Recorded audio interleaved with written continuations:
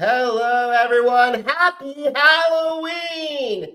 I'm Jacob from jakestake.com, a pop culture entertainment news website, and I'm also the host of the Jake Stake with Jacob Elyachar Podcast. If you're watching us on YouTube, please give us a thumbs up and please subscribe. If you're listening to this on our audio platforms, give us a 5-star review. Download this episode and more episodes. It is our Halloween special, and I'm so honored and privileged to welcome this incredible actor to the podcast. He originated the role of Jesse Tuck of Tuck Everlasting, where he received the Drama League Award nominee. And he also originated the role of Crutchie for Newsies the Musical, and also earned an Outer Critics Circle nominee. You could also find him on television on The Blacklist, Marvelous Maisel, and Nurse Jackie. He's also the co-author of Jack and Louisa series, which you can catch on Penguin Random House. As of this recording, has over 153,000 Instagram followers. And now, for our Halloween episode, he originated the role of Harker on the Off-Broadway play Dracula, a comedy of errors. And he's also the host of the podcast companion Dracula, the Podcastula. Please help me welcome Andrew Keenan-Bolger to the podcast. It's so spooky. How's it going, Jake? I am so happy to have you here, Andrew. I have been a fan of your work for years. It's an honor to have you here. Oh, thank you. It's great to be here. Awesome. So, Andrew, when did you get interested in performing? How did that passion evolve and desire to pursue a career in the entertainment industry? Oh, man. I think like most theater kids, it happened very young. I started doing just community theater and school or shows at my school, and just transformed into something that I knew pretty quickly I really wanted to do. Sorry, my dog is barking. Something I really wanted to do with my life. And I was really lucky in that I had super supportive parents. Sorry, 1 second. I'm only just checking on my dog. Archie, come here, buddy. This is the first, Andrew. This is the first, because we haven't had a pet on a podcast before. Oh my gosh. Archie, come here. Hey everyone, Andrew's bringing a guest star, hopefully. Okay, he's fine. That's good. Yeah, and then when I was 10 years old, my parents took me to New York to audition for my first Broadway show, and which I ended up booking. And so it switched from being a hobby to being something I did professionally really overnight, and definitely got bitten by the acting bug, and something that I've been doing ever since. That's incredible. I am a theater kid, 5th grade to 12th grade, so you are awesome and killing it. The best folk. Absolutely. So many members of our generation recognize the role of originating the roles of Jesse Tuck and Crutchie. So why do these roles resonate to so many theater goers of our generation? Oh man, I think Newsies especially, it found its audience with young people, in large part because it's a story about young people, and it's about young people finding their voice and standing up to truly the patriarchy and demanding their place at the table. So it does not feel like a coincidence that a show like that that it found its audience. And then Tuck Everlasting, it is one of those surprises to me. I don't think anyone would have viewed it as a success on Broadway. It only had a very short run, but we did have a cast recording, and I think it is something that people discovered after it actually closed, and now is done all the time. Like, I'm always getting tagged in stuff on Instagram of people doing it either at their high school or at their regional theater. And so the fact that it has had this whole life after it closed on Broadway has been so incredibly moving. And those roles are incredible. So it was amazing that you're a part of that and represent our generation on the best way possible. Oh, thank you so much. Alrighty, so let's talk about our Halloween portion. So what attracted you to Dracula, a comedy of errors? Oh man, so Dracula, it's a blast. It's like its name implies. It is basically a 90-minute marathon of laughs, very much in the style of like Mel Brooks or Monty Python. It's taking this story that we all know like pretty well, that there have been hundreds of different versions of, but finding a ton of comedy and ridiculousness in the story. I think what attracted me to it, I am a huge horror movie buff. I love that genre. And it's been really fun getting to sort of send up those kind of hilarious melodramatic tropes that come with horror movies. And it's just a really great team. The writers, Steve Rosen and Gordon Greenberg, are two people I've been a fan of for a long time. And the cast is a mixture of people who I've worked with before, people I've been fans of, and then two new like real breakout performances by the two younger people in our cast. So it's been a real blast. I gotta say, I am not as much as Halloween terrifies me. So Audrey 2 terrifies me. Oh, man. Michael Jackson's Thriller terrifies me. Dark Spectre terrifies me. And anything with symbiotes, stay away from me. I will say, I don't think our production is terribly scary. It's definitely leaning on the comedy of it and the sort of ridiculousness. Although I do have a nephew who is 8 years old who I thought it would not be very scary just because it's so silly.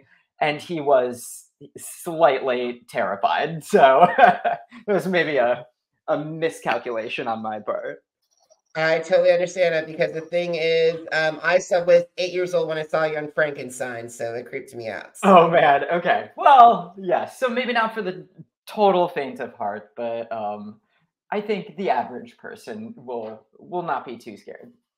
Alrighty, so let's talk about, because there are 3 characters now: Harker, Jesse Tuck, and Crutcher. So what are the similarities or differences between those 3 characters? Sure. I mean, I think most interestingly, they all are from the exact same decade, which is wild.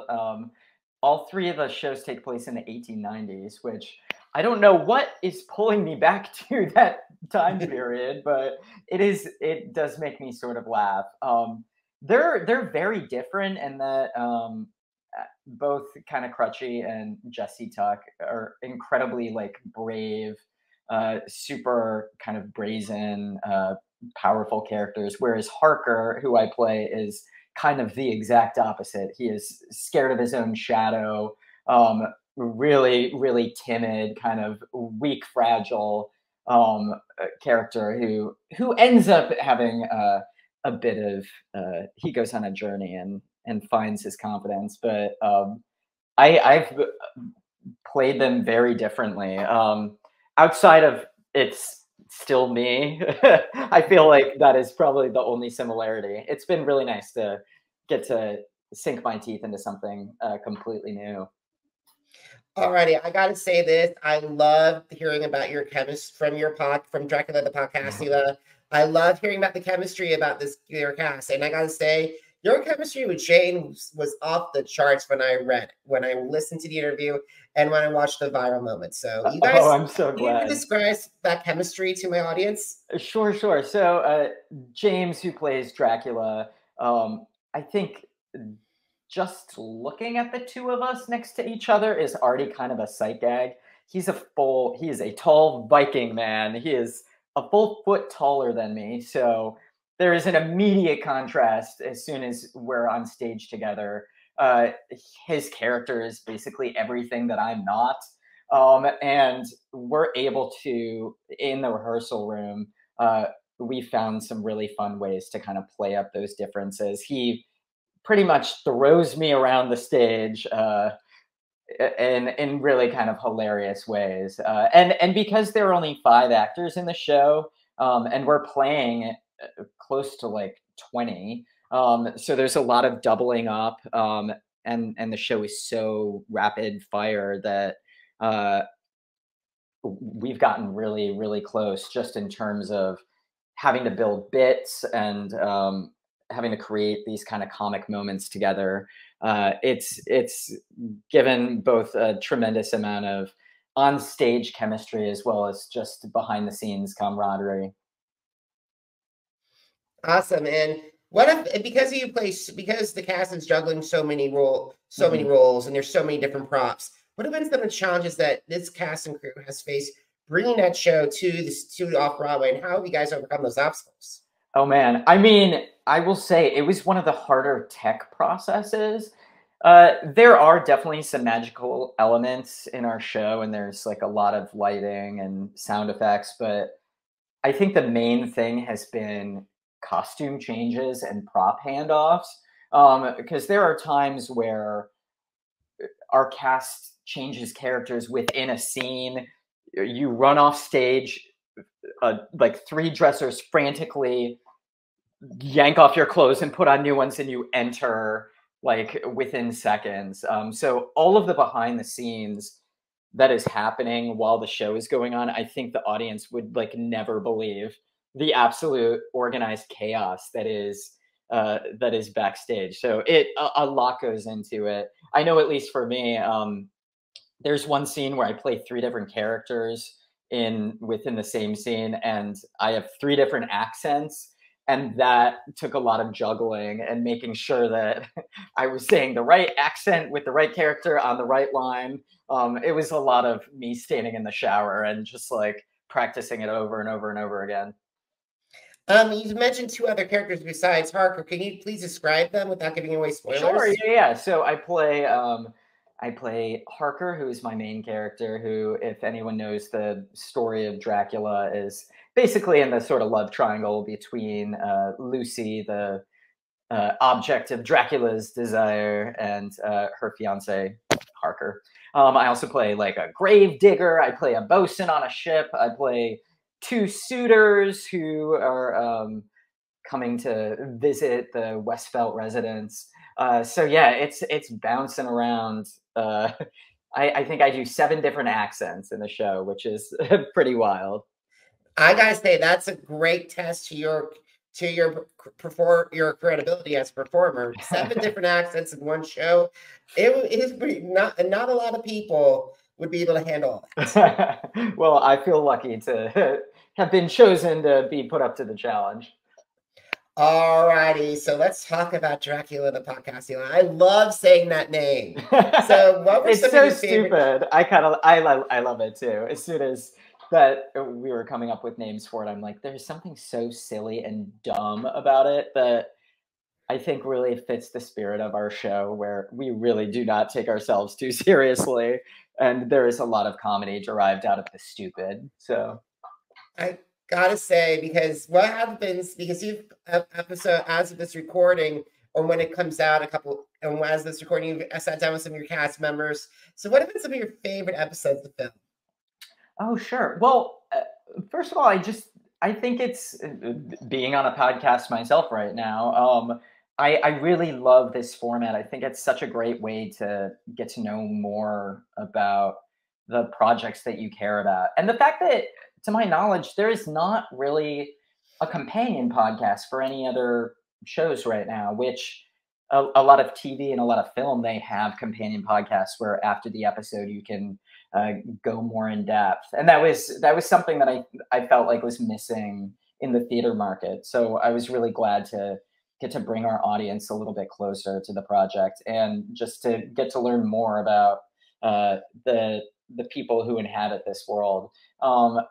I really liked this most recent episode that I did with Arnie, who plays our Van Helsing and Mina. He is like a crazy horror movie, like encyclopedia. He's seen everything, like dating back to the 20s, and has just like an incredible knowledge of creature features. So for this episode, we played a game of trivia, looking at old-timey movies. And every time one of us got the answer wrong, we would throw a shot glass of water in each other's face.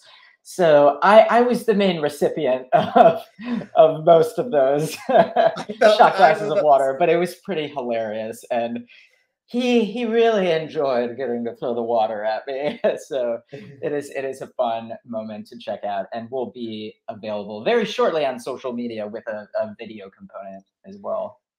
I gotta say, as I told you off stage, hopefully no equipment was harmed. No equipment was harmed in the making of that. And that brings me to your vampire moments of the week, because not just that with Arnie, which I cannot wait to watch, but I could not stop laughing when you had during the lip read challenge with Jordan. Oh yeah. It was hysterical, and not to mention, I think a lot of people are very happy with the push-up challenge, James. Yeah, we knew when making the podcast that we wanted to have a visual element and something that could live on just beyond people who are fans of Dracula and tuning in, something that could maybe go a little bit viral and people would find on the internet and be like, what is this? Is specifically like with the James push-up challenge there, I assume most of the views from it are people who had no idea what Dracula Comedy of Terrors even is. So the fact that they found that and they have then gone and clicked and maybe learned a little bit about our show, maybe even bought tickets, I'm hoping. It's just been something fun to do with the cast. I agree, and like I hope there's a part 2 coming, because I saw that on your Instagram post that you hope that there's a part 2 with Jordan coming. Oh yeah. Or maybe even it'd be fun to see other cast members do that, because I think Arnie would be fun to do the lip read. I know. As soon as I posted that, my other cast members were like, "Wait, I want to try that." It is surprisingly hard for people who are listening right now. It's basically one person wears noise-canceling earphones and blasts death metal, and the other person says spooky phrases, things like "cursed coffins creak," and the person wearing the headphones has to try and lip read them. It is so much harder than you might think, and ended up with a lot of kind of hilarious accidents and bad versions of lip reading. That's awesome. So, what have been some of your favorite Halloween traditions? Oh man, as I said before, I'm a big horror movie fan. So, anytime it starts getting a little chilly, it is an excuse to dig into any kind of horror genre. I just started last night the new mini series. I think it's called The House of Usher, or The Rise and Fall of the House of Usher, which is Mike Flanagan's new series, and it's turning out to be very spooky. Yeah, so I love watching scary movies.